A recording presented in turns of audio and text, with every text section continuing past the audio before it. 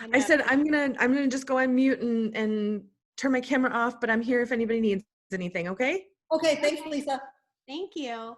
Yeah. And, well, it's great to meet you. I've it's on Zoom, like everybody's doing now. Yeah, I've met a lot of people on Zoom, so that's a good thing, I guess. Yeah, no, it's really cool. So I did watch your film, and there was, some things I could definitely relate to because I've actually lost two cinematographers in my life.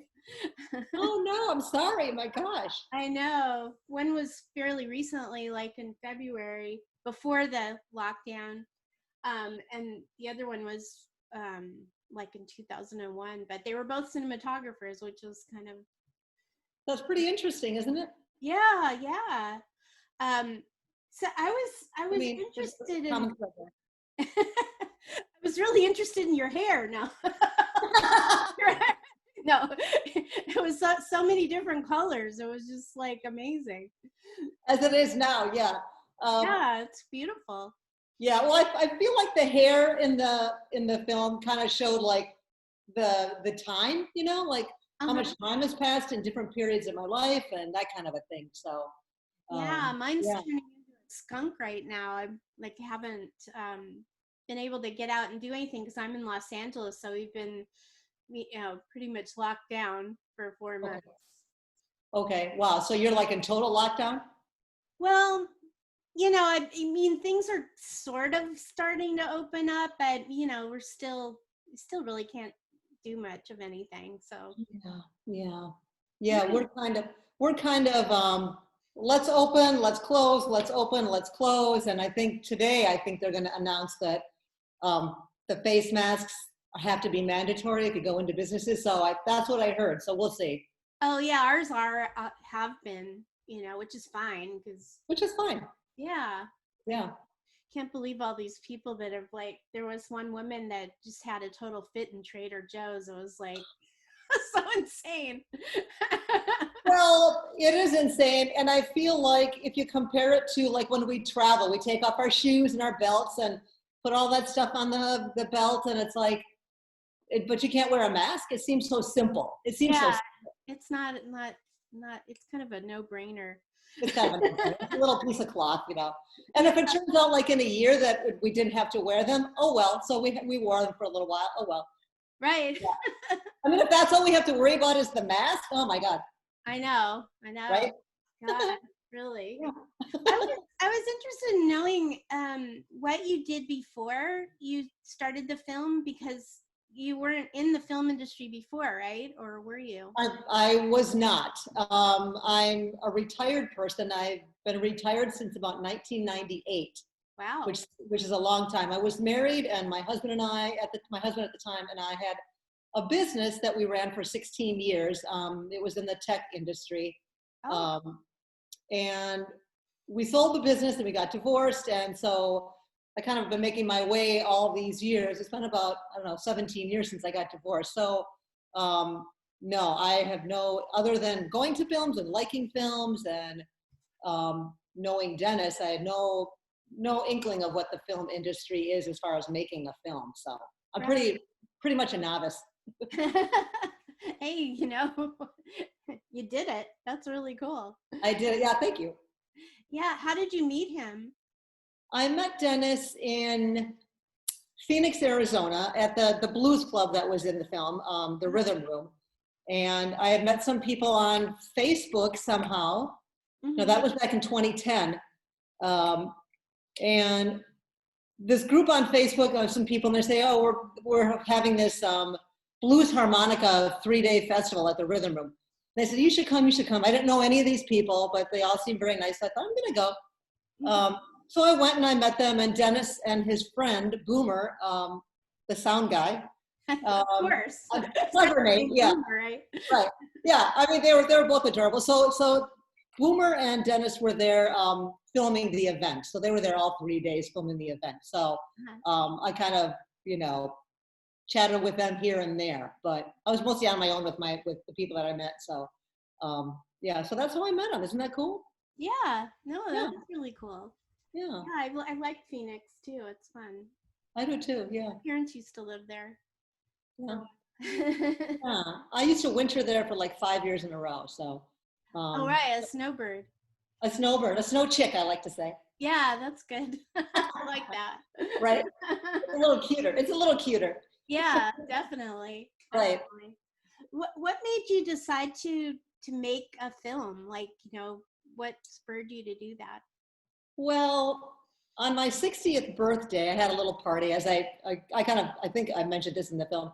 Had a little party with family and friends, and I had a couple drinks. And my girlfriend, my best girlfriend, she said, you should make a film about women in the workforce, or older women in the workforce trying to get jobs, and the disparity in that, and how hard it is. And I thought, okay, whatever.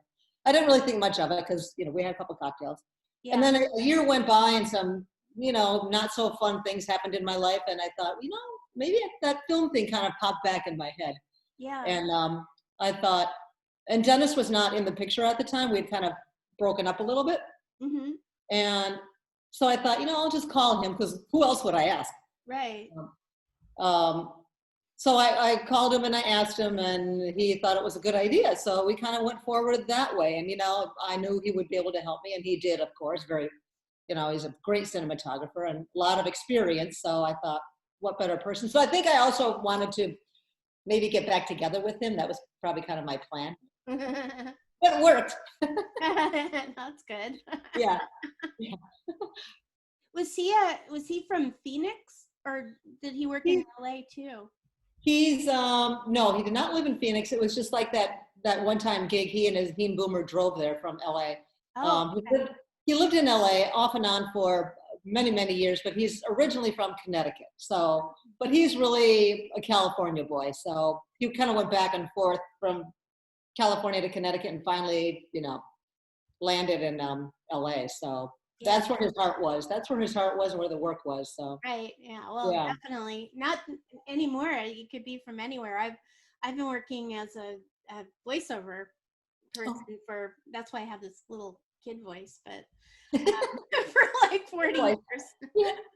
and now it's like, all the work used to be in LA and New York or Vancouver, but now everybody's online, so you have to have like Right. a whole home studio and everything, which is Sure. I'm just like at 60 years old. I'm 66 right now. It's like, I'm not going to spend a lot of money on that right now.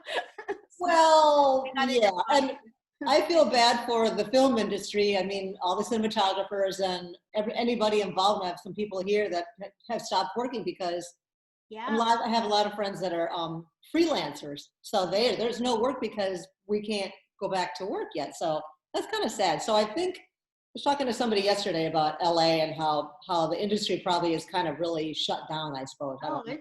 Yeah. I mean, they said that the studios were going to open, but I don't really think they did. And then I think they cut back on that. Yeah. Because how would that work? I don't know. Well, a friend of mine who's a makeup person was asked to be like an onset COVID nurse, Okay. I guess. Yeah. So they're supposedly going to have people that are going to be in charge of making sure that people, follow the rules and everything. But I think that I don't think they've actually really started production yet. I'm not sure. That sounds like a big, to try and figure all that out. That sounds like a big task to try and, I mean, because there's so many people on set in some of these major motion pictures, so I can't imagine how that would work. I have no idea. I know for voiceovers, you can get this thing called Source Connect where you can connect to the director, and, it's a very expensive kind of thing to set up. And, the people that have it are working, they're probably doing all these commercials that you're hearing, and they're using old footage of stuff. Yeah, well, yeah. Yeah, you probably can get a lot of work now, I would imagine, as a voiceover artist. I don't know. Yeah, well, a lot of I think a lot of actors are going into that wouldn't normally do it, so there's even more competition. But there's a lot of people doing audiobooks. That's always been a good one. My voice wasn't really that great for that, but you have a niche, children's book or something. Yeah, you have a niche, I suppose, with your voice. That's all right. I do. No, I mean, it was a good niche. I did a lot of the Japanese anime stuff. Yeah, I can see that. Sure, that's so cool. Good for you. Good for you. So let's see. What do you feel that you learned from the experience of doing the film? I get asked that question a lot, which is fine. I learned, working with my husband with our business, we collaborated very well. So, and I like to volunteer, so would collaborate that way. And I hadn't really done that for a while, collaborating with people. Mhm. So I felt like I relearned how to collaborate, and that I'm good at it. So that I learned, and I learned that I don't know. I learned a little. Did you ask if I learned what I learned about myself, Um, or in general? well, that and also, well, actually, I like where you were going with that, with the Yeah. collaboration. Yeah. Well, and I feel like I'm a pretty strong person, and this film really tested me because there were some tough moments, especially in Arizona. It was super hard. So I think that it tested my strength, and I confirmed that I still am a very strong person. So, And I mean, hard emotionally, you mean? hard emotionally, yeah, hard, very, very hard. Arizona was, anybody that knows me, I've said this a million times, Arizona was the hardest shoot of this whole film. Oh, okay. Super hard, because that's where I met Dennis, that's where I used to winter, that's where my ex-husband and I would vacation, and so it was just this whole Yeah. ball of, I don't know, it was very challenging. And you can ask my crew and they'll go, yeah, she was, maybe not so kind some days, I don't know. Oh. It was tough, but I also learned to, making this film, I learned to respect the process of what filmmaking is. Mhm. And it's quite the process. There's a lot involved, and I had to respect the craft of what my crew was doing. And I've never been on a set before, never worked on a film before. Right. So it was pretty interesting to watch them and how talented they are, and just kind of get out of their way when we need to get out of their way. And so yeah, I respected the process. And even Dennis said to me, when we first started the film back in 2015, he said, respect, pay attention to the process, respect the process. Don't worry about the end result. Don't worry about how it's going to be, who's going to like it. Just, enjoy every moment that you're doing it, because that's where all the juicy stuff is, where you're going to learn the most is if you're paying attention to what's going on. And I took that to heart, and I think he's right. And I think I learned a lot by just being in the moment, it was pretty cool. Yeah. Oh, I can imagine. Yeah. What do you think you learned from, like, first, how did you choose the people that you interviewed, and what did you feel like your takeaway was as far as like being over 60, that like what they were saying about that? Yeah. I selected the interview process wasn't like, I just asked some people, I asked some friends, and a couple said no, but a lot of them said yes. And there was other people in the film people I didn't know. So I asked them, and they came to me from other friends. They said, "You know anybody that blah, blah, blah?" I told them the whole story. And so they gave me some names and stuff. And so some of them are in the film. And then I was taking a movement, kind of a dance class thing. And I made an announcement one day after class, because there's a lot of people my age in that class. And a couple of people came up to me after the class, like, I want to be in, I'll help. So really it was pretty simple. It's pretty simple. And they all did such an amazing job. And they had to bare their souls as well. So I thank them profusely, because I think some people opened up a little bit more than they thought they were going to. So yeah. And what did I learn from like, what they said about, yeah. Sort of like, what do you think the overall feeling was about age and, yeah. being this age? Yeah. This age, I'm like you. I'm going to be 66 in September, so time flies, doesn't it? Yeah.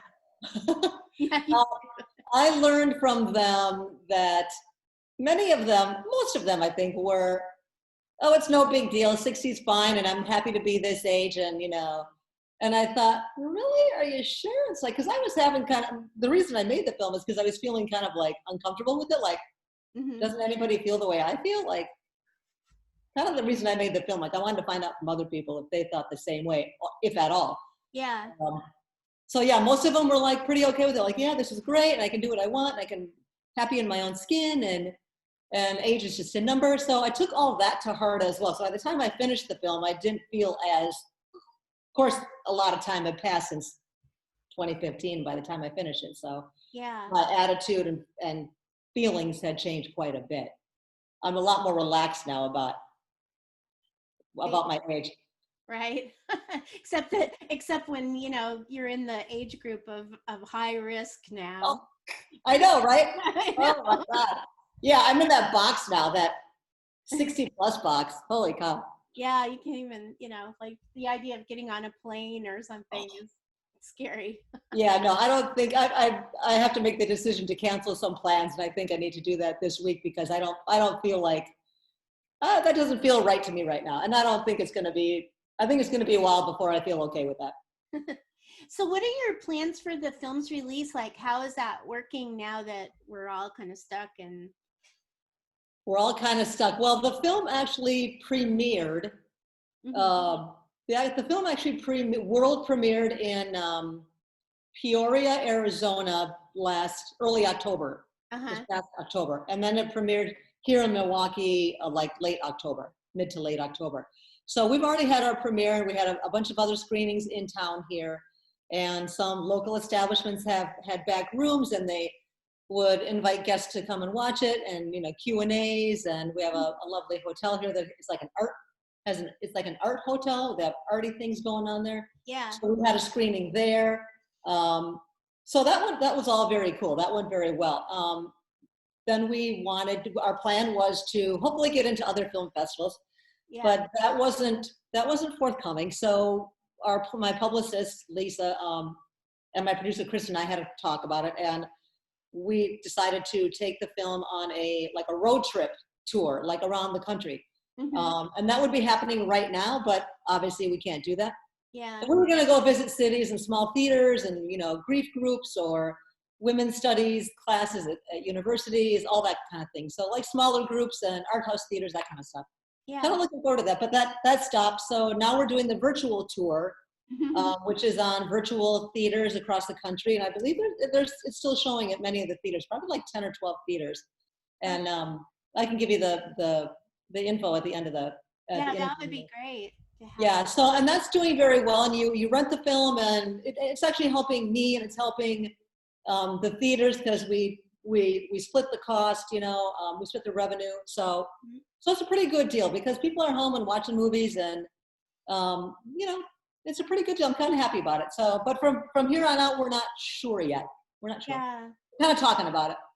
Have you become involved with Women in Film, the organization at all? I have not. Are they out of Washington or are they out of Los Angeles? Los Angeles? I don't know. I think I've heard of them, but I don't. Yeah, that might be something to get connected to. Okay. Women in Film. It's a big organization. Okay. And there's directors and all kinds of different people that work in film, and they help support each other. Awesome. I'll bring it up to my team. Yeah. Yeah. Thank you. Yeah. Let's see. So it's being shown virtually, and do you think this is truly going to be your first and last film? Now that you've got the bug. Well, it was such a great experience, and the film title came via our editor Carol, and we couldn't use the original title, and we came in one day to an editing session, and I think from her editing it and watching the film so much, she thought of a better title, my first and last film. I don't know. I think she could see my ambivalence and maybe my nervousness about making film or something, but and seeing that's not my real true passion. Yeah. So I kind of want to say that, yeah, it's my last film. So I always do that. Like, I don't know. Well, so now that you've done that, what are your plans for the future? Like, where do you want to go from here? That's a good question. My plan was to do whatever we were going to do with the film and take it on the road and all that, and hopefully get it to like Netflix or that kind of streaming services. Yeah. And I think we're probably going to look into something like that. But My plan was to eventually just, now that the film is done and all that other stuff is, making its way, just to travel and go visit my family and see the world or see the country or something. But that's kind of on hold right now. So Yeah. my future is looking kind of, I don't know, like everybody else. Like, okay, now it's making me really think about what will I do instead of traveling. So I'm kind of at that point right now. I don't know. Yeah, I feel the same way. That was my whole thing, is I wanted to go and, travel and everything. Right. And then I got stuck with, well, I was taking care of my boyfriend who was ill for like a year and a half. And I thought, after he passed away, I thought, oh, okay, I'm going to be free. Right? I'm gonna. All of a sudden, like 3 weeks later, we're locked down. So. Oh my God! How long ago did he pass away? If I may He ask? passed away in the beginning of February. He was a camera operator and cinematographer. What? He'd worked on, like he shot Beetlejuice and Coming to Really? America and like Oh, Star he's big. Trek and all kinds of stuff. He's big time. I'm really sorry that he passed away, and that's not that long ago.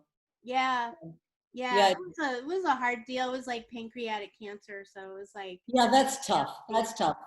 I have a girlfriend whose husband passed away from that not long ago, and it was a very, very short illness. Yeah, he Uh, actually went like a year and a half, so it was longer than most. that's pretty low. That's really long. Yeah, my girlfriend's husband passed. He was like 4 or 5 weeks, and he was gone. Yeah, yeah. Really, really brutal. So, yeah, and Dennis passed away in February as well, February 1st, I think, Oh, of this, 2016. 15? 2016. So he's been gone almost 4 years. Yeah, it'll be Wow. 4 years this coming February. Yeah, and Yeah, that was a short one. It was a short illness too, right? Or no, like four-ish months, wow. Yeah, like 'cause four, sometimes that four goes plus. on for like years, I think. The What? ALS, doesn't ALS, I think it goes on for quite a long time. It can. And when we were, going through the whole thing of the hospitals and all that and his care, and we're asking this one doctor at the last hospital he was at, and we're like, is this normal that this is so quick? And he goes, it's not normal, but it does happen. He said it's pretty rare, but it does happen. It's not like super common that it happens that quickly, and we're like, great. So yeah, poor kid. I mean, geez. That was the same thing I can't remember his name, the guy that was in the Genius, that was in the but didn't he have, what was his name? Shoot. I don't know. Oh, he was on. You got me. My brain is gone. That's what happens, Rebecca, at this age, I tell you. No, I think mine started happening when I was about 30. Really? Oh, so you're okay. Oh, No, that's really cool. I yeah. not that I have anything else I could ask, but Yeah, what else you got? I'm yours. I know. You got me for however long you need me. So do you do your own hair? Well, my poor hairdresser, she's like, are you ever coming back? I'm like, I'm okay right now. Yeah. But usually my hair is gray, it's naturally gray, and everybody now is like going natural and they're letting it grow out. And I thought, okay, I'm gonna just throw some color on. It's like a semi-permanent. You just put it in, it shampoos out after like 5 times. And Oh, really? I want to. yeah, I know, it's kind of cool. I'll email you the brand if you want to try. Yeah, I mean, I'm horrible at doing my own hair. I just I get it This all. doesn't look. If you look close, it's not very even. Yeah. But I don't care. Looks good. I don't care. Yeah, thank you. It's fun. It's fun. Well, after doing all these anime characters, they all have like colored hair, so Yes. it's kind of a perfect thing to do. Yeah. I just felt like it. I don't know. I just kind of. I was, you're doing a lot of cleaning out of closets and things during this pandemic, and I thought I found this little packet that my hairdresser had given me, and I thought, okay, I'm gonna try it. So I liked it. So then she had a half a tube left. She says, oh, here, you can have the rest of this. So that's what this is. Yeah. No, it looks kind of fun. I like it. Thank you. I wish I could do it myself. I'm just like, I get it all over everything. I mean, just. Well, yeah. I mean, as I said, it's, you should see the back. It's not very even. Just let me tell you, don't anybody look too close. I cut my own bangs though. Oh yeah, I've been able to do that. Yeah, I can do that. that's easy. That's easy. Although every time I go to the hairdresser afterwards, they go, "Did you cut your own bang?" Oh yeah, they don't like that. They don't like that. Yeah. No. What I did don't. It's not what too did you even. find was the hardest part about making a film? The hardest part? Yeah. The hardest part is a good question. The hardest part of making a film is you have to, especially this film, because I was like telling my story. I had to really dig deep. And Yeah. maybe you do in any film. I don't know. If you're the director, you have to really dig deep and not hold back on anything. So yeah, that was pretty challenging. And because I've never done a film, it's like every day was like, I wanted to do it. I was excited to do it, but every day I'm like, I don't know if I can do it. I don't know. But Did it just come like as it sort of came as it progressed? Did you have like a script to start with at all, or was it just kind of where it was going to take you? there was no script. And when Dennis and I first started working on it back in 2015, like September or early August of 2015, Mm-hmm. and we didn't have any. We were just going to do interviews. He came here. We were going to do some interviews, which we did, and they were fantastic. But each day we would come back from the shoot and we would look at the footage and kind of talk about it and go, oh, this film could go any which way. So I think our goal was to just interview people and keep on that 60 project, that 60 age topic, and philosophical, and see what people are thinking. But it was everybody was so open and honest. It was so cool. But then after he became ill and passed, we had to stop because he became ill, and he's like, I can't do it anymore. I can't travel. I can't. Yeah. So then that whole story changed. And we also agreed, Dennis and I agreed that, so, well, this is a story about you making a film. This is about a story about you making a film. And it was, and it turned out that way, but it became, as you saw, much more personal and much deeper than I think you expect. I mean, I think it just, like you say, it just kind of took its own life. I mean, it just kind of organically just kind of became what it became. So how did you find the crew? Were they people that Dennis knew, or? I love my crew. No, Dennis and I were the only crew, and then after he passed away, I had to find a crew. And it was like maybe a year and a half. I thought, I gotta start making this film again, because I promised him I would, and I wanted to finish it, and it was nagging at me. So yeah. So I went to Milwaukee Film here, which is a great organization, and they run the film festival here. And I know a couple of gals over there because I've been involved with Milwaukee Film on and off, like volunteering and the film festival, so they knew me. So I went over there and talked to this couple of gals, and I told them the story. I said, I got this film, I want to finish, and Dennis passed away during the blah, blah, blah. Told them the whole thing. Yeah. And they were very generous with their time and with their advice. And they gave me some names, and one of the names was Kristen, my now producer. So she and I met, and we clicked just like that. And she's very compassionate. She's half my age, or a little less than half. Yeah. She's like 30. She's now 30, but she was younger than 30 then. So she was very compassionate, very understanding, and she's been in the film industry for a while and made some films and worked with film festivals, so she kind of knows her stuff. So I went with her, and we kind of started with meetings and talking, and then she knows a lot of people in town, so she kind of suggested these people, and I would meet them, and we agreed on that. And it was all female crew, so which is what I wanted. Yeah. And these young talented girls, oh my gosh, they're so open, and maybe because they are in the film industry, they see so much. They see so many stories and about life and people. And so they totally got what this film was about. And they would say to me, I'm not afraid to get older anymore. I'm like, wow. That was like that meant the world to me, that these young girls thought this was an awesome film, Yeah, no, that's right? Did you have to raise money for the film, or? I did not. I had some money. My mother passed away, and she left me some money. So I used, and knew she would appreciate that. So I used that money to make the film. So I felt like it was a good investment.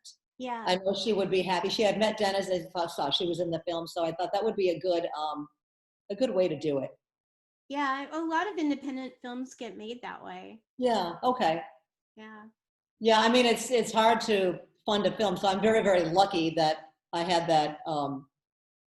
I had that to use, so it worked out pretty well, actually. Yeah, I mean, I know that there's grants and stuff available, for Yeah. things like that, especially for women. But like, Well, and there you go. Let's talk about that. No, and we were talking about grants and that kind of thing. We were talking to Milwaukee Film about stuff, and then then when my mom passed away and we got this, so that helped that move forward a lot easier. So yeah.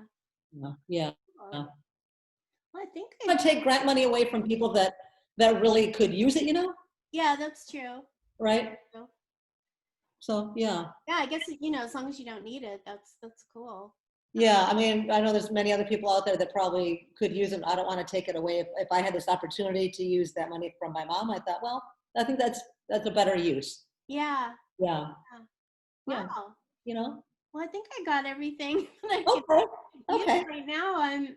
This was wonderful. It's really great to meet you. Well, thank you. I appreciate you, your interest. As I said in the email, I appreciate your interest and taking the time to interview me. It was fun. Yeah, and hopefully maybe I'll see you sometime in LA in some kind of film thing. I'll let you know when I get there. Yeah, I used to go to a lot of the TV Academy screenings because of Doug, who I was living with, because he was a member of it. When I'm going to miss that. Yeah, well, sure. Still part of the Screen Actors Guild, so. Yeah, and can I just say where people can look for the film? Yes. Yes. Please, anything that like if you want to send me links and stuff like that. Would be okay, and yeah, I'll do that. Is this going to be on YouTube or something, or?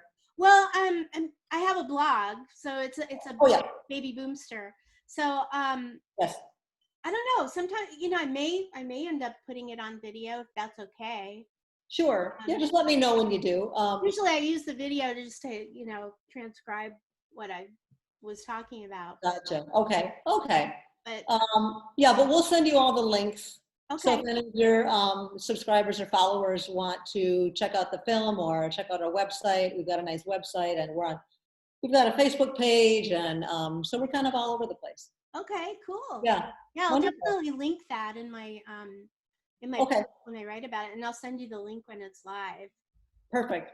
Wonderful. Thank you so much. I may put it on YouTube. It was a really cool interview.